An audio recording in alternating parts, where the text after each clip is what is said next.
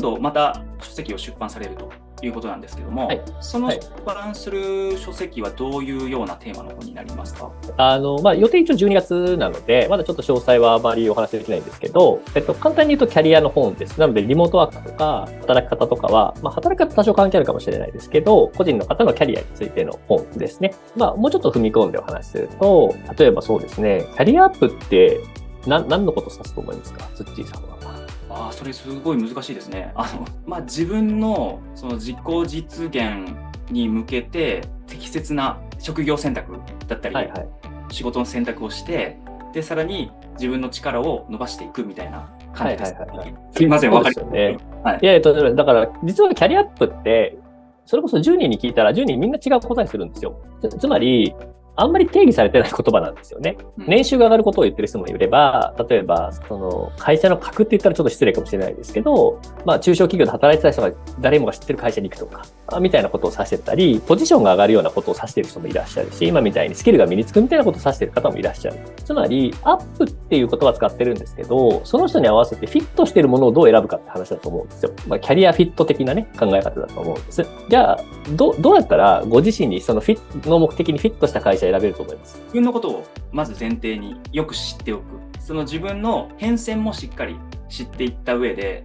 次に何を選ぶことによって自分がさらにワクワクできるかとか、さらに仕事をできるかっていうところを見ていくことなのかなと。なるほど。ですよね。ありがとうございます。もう大正解というかもうそうだと思うんですけど、じゃあ自分に合った仕事とか、自分にとって今の段階で一番いい仕事、キャリアを選びたいってしたときに、実はキャリアって2つの側面があるんですよね。で、1個は何かっていうと、やっぱ自分のできることとか、自分がやりたいこととか、自分のことを知るっていうこと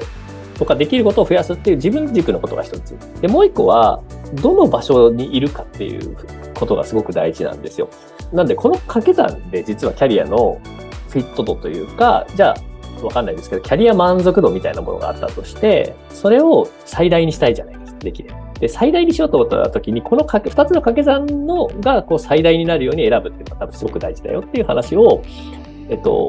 している本なんですね。で、キャリアを考えるときに、さっき土さんがおっしゃってくれてたように、結構皆さん自分のスキルをどう高めるかとか、自分は何ができるのかっていうこととかをすごく考えるじゃないですか。一方、さっき言った掛け算なので、それが最大限生きる場所はどこかっていうのも合わせて考えなきゃいけないんですよ。例えばじゃあ、営業がすごくできる人がいます。営業がすごく得意ですっていう人が、営業がいらない会社に行ったら全く力発揮できないですよね。なので、すごいシンプルに言うと、同じ力を持ってても、どの場所にいるかで、それがめちゃくちゃ生きるか、あんまり生きないかとかって変わっちゃうんですよ。掛け算なんで。なので、どっちも大事だよっていうことを、ベースとしてはお話をしてます。で、本の中では、じゃあ、自分の強みを知るっていう、自分の強みって何かを知っていく方法とかっていうのを、例えば、自分の強みって自分がやってきた経験と、自分が持ってるスキルと、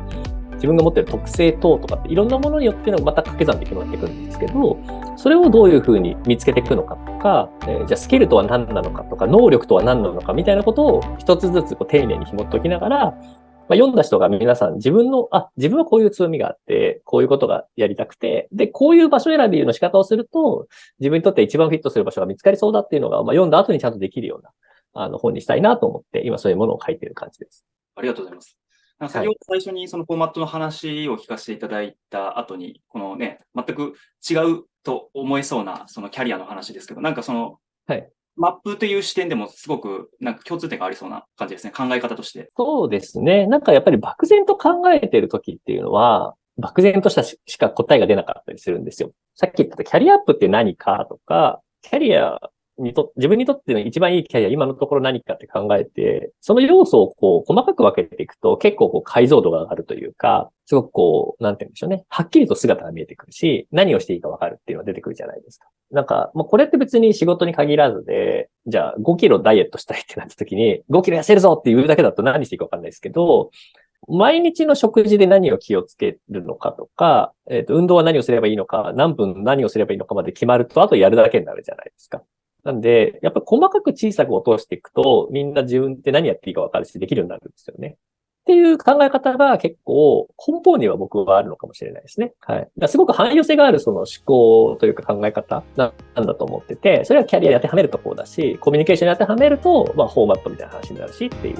こことなのかなと思います。ありがとうございます。講演もですね、いろんなところですね、お話ができるかと思いますが、石倉さん自体が講演会を通してお伝えしたいみたいなものってございますか？そうですね。テーマはいろいろあると思うんです。リモートワークの話もあれば、個人のもうちょっと広い働き方の話、組織のマネジメントの話とか、今みたいにキャリアとかリスキリングとかいろいろテーマあると思うんですけど、僕にとっては全て同じで、